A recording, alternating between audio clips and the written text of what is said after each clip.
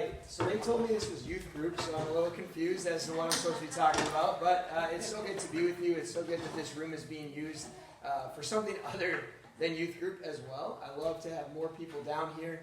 If you can't hear me for some reason, just raise your hand. Normally I can be heard, but I understand this space is not as conducive as like Doran Hall with a microphone. But I want to talk about intentionality tonight. And intentionality is something that we work on with the kids all the time. We have to be intentional about what we're doing and why we're doing it. Otherwise, it's like, what's the point? I just heard from like 3 awesome ministries, right? And sometimes there's so many good things that it's hard to choose from the goods, right? Like as Catholics, we have so many great opportunities, so many goods. It's hard to pick between all of them. What the Lord might be specifically calling me to do, or you to do, or the youth to do, or your family, right? And so I just want to kind of talk about intentionality tonight. I don't think this is like a brand new topic for any of you, but I also want us to think about it again. Because so many times we get so in the midst of all that we're doing, whether it's family life, if you have young kids, I know I do, I have 4 boys, and so in the midst of all the stuff they're doing, or whether you're a grandparent and you're trying to help with the grandkids, or all the other ministries and services that you're asked to be a part of all the time. I mean, you look in our bulletin, there's like a million things you could do. And you kind of have to decide, like, what is the best use of my time? How can I be the most intentional? What are the gifts, talents, and abilities that I have that will best serve my parish and in some ways serve me becoming a more authentic disciple? Before I get too far down the road, I just want to tell you a little bit more about myself. My name is Andrew Wagenbach, like they said. I've been here at St. Charles for about 3 years. I came on board right when they were kind of remodeling this room. It was really awesome to walk in, and they're like, "We're redoing the room. What do you want it to look like?" And I was like, "That's cool. Never had that happen before." I've been doing youth ministry or parish ministry for about 12 years in the Archdiocese. My wife and I, we got married at the cathedral in 2009, and so we're coming up on our 12-year, no, we just had 12 years. I don't know, I can't do math right now. We just had our 12, I think it's 12 years anniversary, and she's not here. Oh, this is being recorded. Dang it. Okay. Well, it's about that amount of time, yeah. And it's been really great because we've both been doing church work for the last 12 years. So she was a director of religious education for 4 years, and then I was a youth minister for 4 years, and then we worked together. And this is where a lot of this intentionality kind of ideology started for us, is that we really focused on, like I used to focus on youth ministry, like I was the youth minister, and I need to help the young people really become disciples of Jesus Christ, and if I do that, then I've succeeded, right? And she was more of a director of religious education, so it's like, I have to do everything, like I'm in charge of it all, and we have to do all this, and I think together we melded this idea that if we're going to do ministry, we need to minister to the child and then to the family in which they come from. Because, I can do a lot of work with a young person. I can work with them for hours and hours and hours throughout the course of 4 years. And then, if they're not from a family that's supportive of their faith, that the light that comes or the fire that starts can go out very quickly. And I've watched it happen many times. And it's sad to watch, right? And I'm sure we've all experienced that in our own lives, where we're working with someone or we're discipling someone or we're talking to them about the faith. And then there's friends or family that aren't supportive and they're like, I don't know that it's really for me. And it's so like disheartening to watch that happen. And so obviously when we talk about these ministries, when we talk about all the things that we can do, all the things we can get involved in, we have to remind ourselves that we do these things because we love Jesus Christ. We do all of these ministries. We make mats for the homeless. We donate goods for the Cabrini houses because we love Jesus. Right now I'm going through a year with Mother Teresa. Maybe you've seen that book. It's from Dynamic Catholic. I read it every single morning. And Mother Teresa is one of my favorite saints just because of her simplicity, but her great, great intentionality. Mother Teresa didn't have $1 million, ever. You know what I mean? And Mother Teresa didn't have the biggest, best degree ever. She wasn't this massive intellect that wrote all these books. All of Mother Teresa's writings are what other people took or wrote down that she said, and then wrote books about her to make money, like whatever it is that they're doing. But ultimately, Mother Teresa was just such a very simple, beautiful, but very, very intentional human being. And as I get to know her more, her intentionality came from her deep love of the Lord. And I just kind of want to start with that because Mother Teresa didn't do anything that she didn't feel called to. And so if you don't feel called to make mats for the homeless, I'm sorry, mats for the homeless, like you probably shouldn't do Match for the Homeless, because God might be calling you to do something else. And if you don't feel called to work with young people like myself, you might not be, right? And that's okay. You might not be called to lead the rosary. You might not be called to stand in front of, do public speaking like this, because you're like, I wouldn't do that. I had a friend in high school that the kid, as soon as he stood up in front of a group, he did this. And you couldn't hear him over his paper shaking, that was how bad it was. And I'm like, I don't think you should go into public speaking, man. It's just a natural reality here. You're not cut out for it, okay? And I think that's what I want to give you permission for tonight. And it's the same thing I give permission to the young people to do, is that you have to find yourself in the vast richness of our Catholic faith.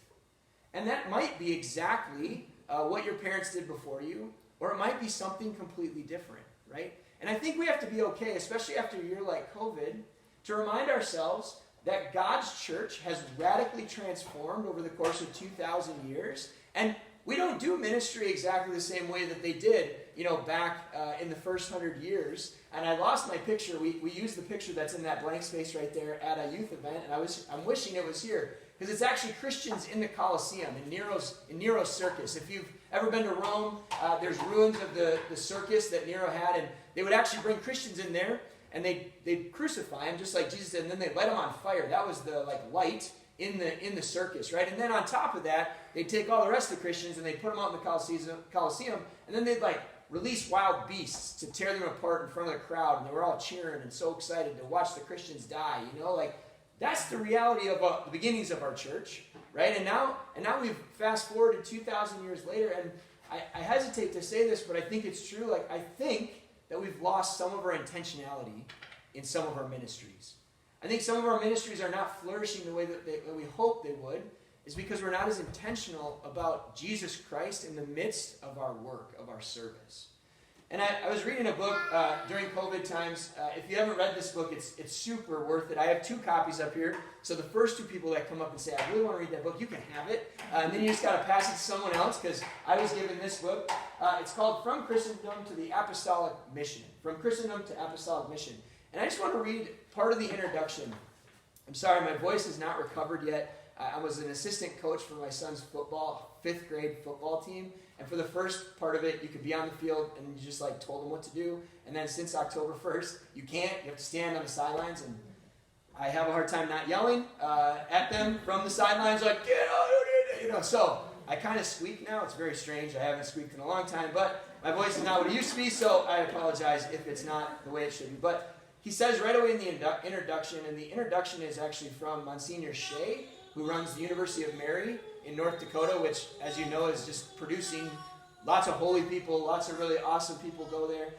It's just a beautiful college that young people are going to from our diocese a lot. And this is what he says. He says, the church, from the time of its founding by Christ, has been ever surrounded by conflict and engaged in struggle.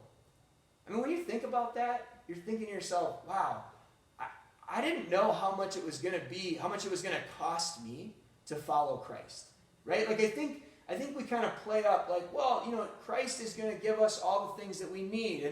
And yeah, that is true, but sometimes what we need is suffering, right? Because we have the crucified Christ as the image, and as the sacred, the most important image in our churches is Christ crucified on the cross. Whenever you go into a Catholic church, you look forward and there's the tabernacle and there's the crucifix, right? Because this life of Christ, when we follow Christ, it has to do with suffering. And if you've been at Mass the last few weeks, which I know you have been, every reading is about suffering and struggle right now, right? And it's in the midst of this, and this is why we have this wall, the blood of the martyrs is the seeds of the church. Because we're trying to help the young people realize that if you stand out in today's culture, you are going to be ostracized. You are going to be made fun of. You are going to be pitted against other kids by your teachers. I work with young people all the time, and it's so sad to hear that when they stand up for their Catholic faith in their classroom, even sometimes in a Catholic school, they are ostracized and made fun of. And so we're in the midst of something other than Christendom. And when you think of Christendom, you think of wow, everyone's living out their Christian faith, everyone's helping me to be holy, helping you to be holy. I don't know that I've ever actually experienced a Christendom. We can talk about it. It seems really nice. You can look back at times before us and say, well, if it was just like this time period, or if it was just like this time period, then we'd be able to do this. But the reality is as he goes on, is that at every point, the one who came as light into the darkness to establish a kingdom of truth and love has been opposed by darkness. So wherever there is light, there is darkness. And whenever we bring greater light, the darkness seems to always try to get stronger. That's because the devil is not happy. Okay, like he is an unhappy entity. He is destructive. He is a tyrant of evil and a tyrant of trying to distort and manipulate the good things that God is trying to give us and do in the world, so that we feel like we're the only one, that we feel alone, that we feel isolated. But the reality is, and I heard a talk this summer, and the priest, this bishop, actually Bishop Strickland from Texas, he's a very, very holy man. He was there speaking, and he said, God's voice is a voice of encouragement. It's a voice of encouragement. It's not one of discouragement. And so anything that is discouraging, anything that is downcasting or making you feel that way, a lot of times that is not of God. That is not of the Lord. The Lord is a voice of encouragement, of great hope, of light in the darkness.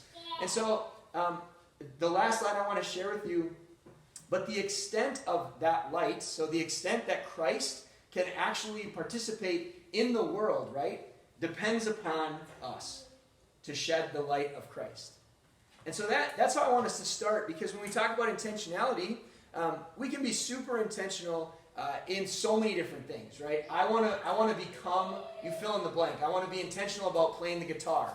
That was a goal that I had, right? And so one Lent, my Lenten commitment was to play the guitar every day for 30 minutes. You know what happened at the end of it? I learned how to play the guitar at the end of Lent for 30 minutes every day. Like, it was totally a gift of God, but it was also my intention. And I was very intentional about doing it. I stuck to it. And at the end of it, I produced what I hoped I would, right? And you can look at this in anything that you want to talk about, any example, sports, sewing, crocheting. My grandma wanted a granddaughter. God bless the woman. Okay, like she taught us how to crochet. So like I know how to crochet. I'd love to crochet something. I used to sit and crochet things all the time. It was like soothing to me, right? But I knew how to do it because I practiced, and it took time, energy, and effort. But you can do most things that you put your mind to. Now the other thing, the harder part of this, the opposite side of the coin, is when we're intentional about passing on our faith. That's much harder. Okay, that's much more difficult. It's actually much easier to be part of a ministry than it is to intentionally talk to someone else about why you love Jesus Christ and why your faith is so important to you. And I know this because I work with adult leaders all the time. They're like, I can't teach kids in the faith. And it's like, well, how do you think I learned? How do you think I figured out how to do it? By failing miserably, okay? Like, that's how you learn anything. I remember the first time I crocheted something, and then I was like, I wonder what happens when you pull it. And I pulled it really far, and there goes, like, all your work, you know? And you're like, why did I do that, you know? And it's like, that took me so long. And then my grandma's like, yeah, you don't pull it out. I was like, thanks, Grandma. You know, like, you could have told me that beforehand, like, when I said the stupid comment, right? And so many times, we have these great intentions, and especially in ministry, right? Like, there's been so many times that I've worked with a young person, and I've put lots of time, lots of energy, lots of effort into them. And at the end of the day, they have free will. They're not like a piece of string that goes where you want it to go. They're not like goods that you donate and drop off. And so the intentionality that is necessary for us as disciples is to go and make disciples. Jesus was very clear in Matthew 24, go and make disciples of all nations. Not go and do youth ministry, Andrew. You know what I mean? Like, not go and, I mean, he was very clear in what he wanted the disciples to do. He wanted to go and make disciples of all nations. And so when we talk about an intentional faith or an intentional prayer life, it's just that. It's the source and summit of our ability to follow what the Lord is calling us to do. And it's our mark, if you will, on the world. Because I want to share a story with you about Mother Teresa's order. Because you never know the impact you're going to have in someone else's life. And some of you, maybe if you were at the parent retreats, you heard this story. But when I went out to New York City on a mission trip, I brought a bunch of kids out there because it was a really easy place to get around. You could just take the subways everywhere to all the different mission sites, and we stayed at some old convents, right in a church, right in the Bronx. And you might be thinking to yourself, why would you ever go to the Bronx? Yeah, it was a little scary, but at the same time, it was really good for the kids to experience something that was outside of their comfort zone. Something that wasn't Midwest Minnesota nice. New York, everybody's honking at each other, smashing into each other's cars. Did you know that in New York they have like bumper covers that go on the front and the back of their car? They fold out of their trunk because they parallel park and they just hit each other. They don't actually look, they just run it. When you hit the car behind you, you know you're in and you pull forward. That's how they parallel park, and the kids were blown away by this reality, right? And I was too. I was like, oh man, I'm glad I don't drive here. But anyway, we're in New York City, and we got to go to the Missionaries of Charity. And that order, that convent had been there ever since Mother Teresa had started. It was the first American convent that Mother Teresa started of the Missionaries of Charity in the Bronx. So we're doing service work there, and I remember being in the chapel, and I'm sitting in the chapel, and I was the last one because they were all going out to lunch. And I just felt very moved. And maybe you've seen Mother Teresa's or read Mother Teresa's reflection, I Thirst, right? As Jesus is thirsting for us. If you haven't, you're welcome. We're doing it tonight, so you should be excited.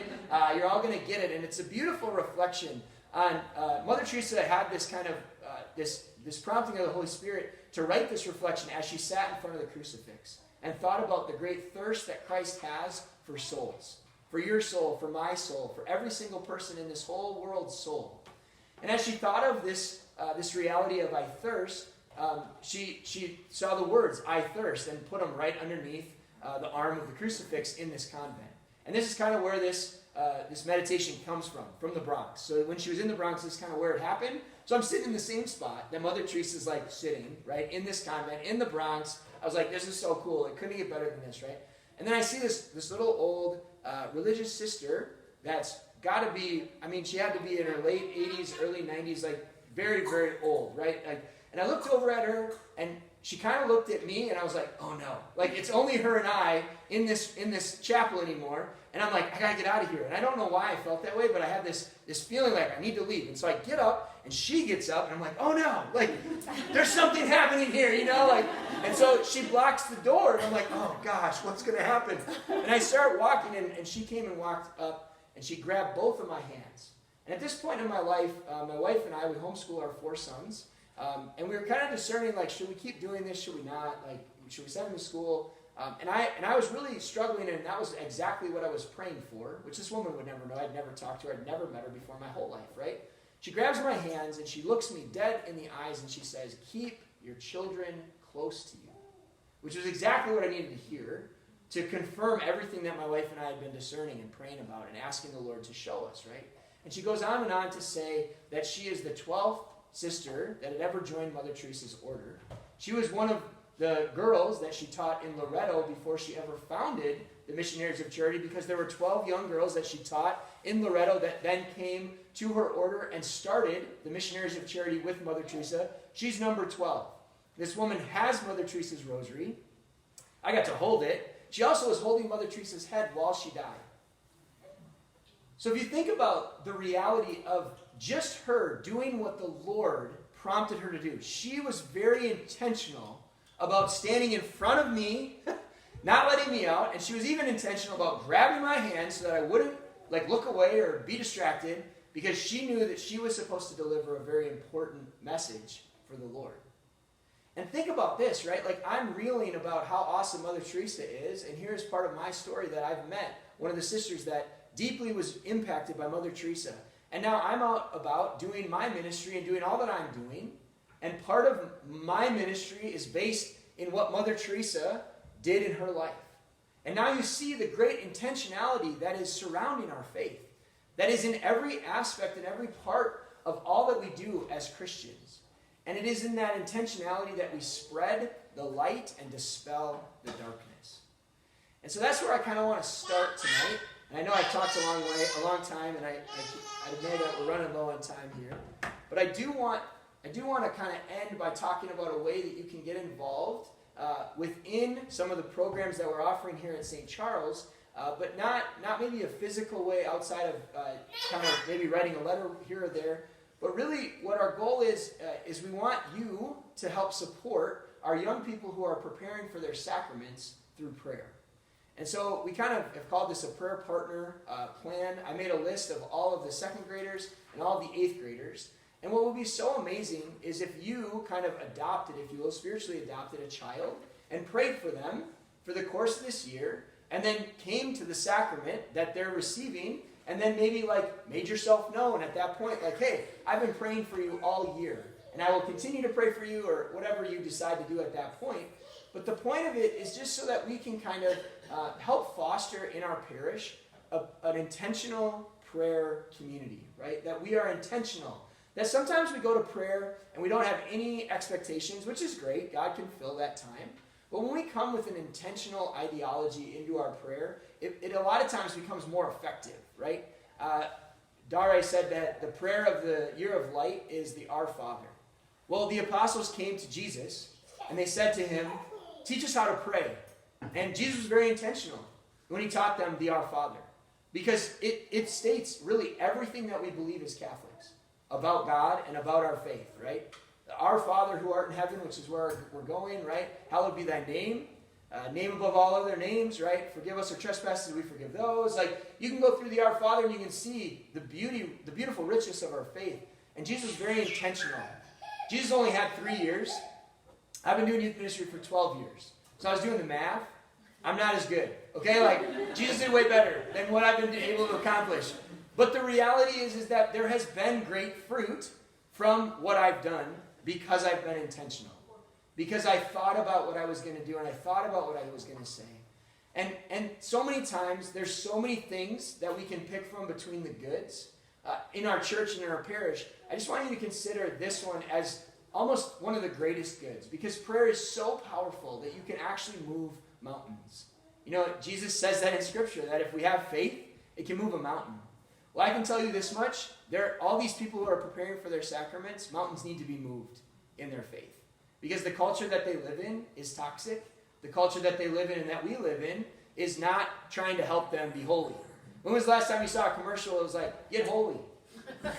I know you can. You know what I mean? Like, when was the last time they were trying to sell church, right? I mean, the Mormons did a great job a few years back, and I was almost wanted to be Mormon because their ads were so great. Like, they did all this stuff, and they looked so happy, and they're like, I'm Mormon. And you're like, I want to be Mormon. You know, like, what does it take to sign up? You know, because sometimes they were so intentional that they had me convinced, right? How many of you can think about, what is it, National American University, right? You know the jingles of like your childhood and just like, we've seen it so many times. There's great intention that goes into marketing. And I think in the same way, we as Catholics have to be very intentional about how we disciple, about how we pass our faith on to other people. Not only even in our own families, our spouses, but even our friends and the people that we meet, you know. Jesus said, love your neighbor as yourself. Well, some of these kids might be your neighbors and you don't even know, you know, because we haven't done such a great job as a church to just to be reaching out, to be evangelistic. I think it goes back to this idea that a lot of times we sit in Christendom, we sit back and we're just like, yeah, remember when? But that's not changing today. Yeah, we can remember back to when there were standing room masses only, and I wish I could go see one. And some of you, I'm sure, were there at them. But I haven't been in a standing room only mass lately. And so there must be some work to be done. There must be some energy that needs to be given. There must be some intention that we need to do. And so my guess challenge or my offer or my encouragement to you is if you would spiritually adopt one of these kids, I know that your prayers, that your ability to pray for them, even behind the scenes, to even write little notes to them that I will hand deliver to them, be like, hey, this is from your prayer partner. Hey, this is from, you know, we get Secret Santas. We think that's awesome, right? And then you get the little gift at the end, you're like, this was great, you know, like, this is the same thing, except it actually has the ability to transform their soul so that they possibly could go to heaven. I can't think of a more worthy work, and I can't think of a way to more worthily spend our time. And you know what's so cool is as you're making the mats, you can be praying for your prayer partner. Oh, I hate crocheting. I offer this up for my prayer partner. You know what I mean? Like, or as you're donating items, you can almost put that offering and you say, this is for my prayer partner. And now there's an intentionality marked with all the ministries that we do. And it's not an extra or an added thing that you have to do. It's more of just a thought you have to have.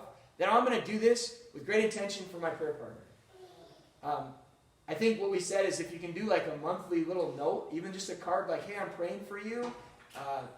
These are the things I remember from my confirmation. You were given a sheet that you could do all these things. You could do none of these things. I don't have a a method or a model for this. I kind of just went with, we had a lot of ideas and brainstorming. It's like, this is what we came up with. But there's not a right or wrong way to be a prayer partner. There's not a right or wrong way to pray for someone and to offer up sufferings and sacrifices for someone else. And I would think that as our model, Mother Teresa is a perfect example of someone who prayed before she worked. Mother Teresa would get up at like 4:30, 5 o'clock every day, and she'd do a holy hour before they had Mass. And then they would go out and do their work in the streets of Calcutta. And that's similarly what we should be doing as disciples of Jesus, is we should pray. And out of our knowledge and our love of God, we serve. And that's where we're going to see this profound transformation in ourselves first, and the people that we're ministering to and the people that we're working with. And I can guarantee you that intentionality is fruitful. Because since I've been here for the last 3 years and simply being intentional about everything that we're doing, our youth group has gone from about 10 to 15 kids regularly coming to somewhere around 30 to 40 to 50. Over this summer, we went from, when I started, and I'm only saying these numbers because it kind of gives a very tangible reality to intentionality. Not to try to toot my own horn, it's totally the Lord doing these works through us. But this year at Camp Veritas, we had about 42 young people that joined us. And many of them, more than half of them, started coming to daily Mass regularly for the rest of the summer. Because we actually impressed upon them this idea of intentionality. Oh, you're going to go and play football with your friends? Why don't you meet at the church and spend 10 minutes in adoration and then go play? Why don't you come up here on your way to your friend's house? Or, you know what I mean? It's just, again, it's that thought process. It's like putting Christ as part of everything. It doesn't have to be the only thing you do. I don't want the kids to spend 24/7 here. They're just kind of annoying at that point. Like, they're always here. I can never get anything done, right? Like, but I also want them to realize that faith has to be so important in their life that it has to be part of everything that they do, that it should inform who they are and what they do and what they choose. And so I just want to encourage you tonight as we start kind of thinking more about this process. And if you have ideas of ways to make it more profound even, please let me know. But as we kind of move into more of a kind of prayer time here, we want you to focus more on the Lord, because I think it's going to bring about a transformation even in Women's Council. Because I think sometimes, and I was part of the Knights of Columbus for a long time, and I remember going to the meetings and I was just sitting there and I was like, you know, like it just becomes this like mundane, I've done this before. And so when there's an intentionality of like growing in the faith, there is something about that draws people in. And when there's a vibrancy of our faith, when there's a great joy and a peace, it brings people in. That's what Mother Teresa did. She didn't have any money, she didn't have a lot of promises of what she could offer to these people, but as we know, the missionaries of charity are like booming, right? And it was started with intentionality. So I just want to kind of lead you through some of this meditation, and again, it is a meditation.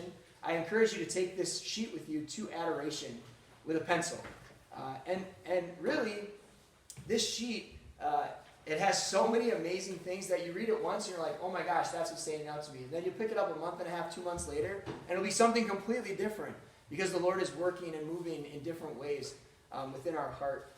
I know that these sheets are being passed out, and so maybe we can take a minute or a break. I don't know how they want this to go.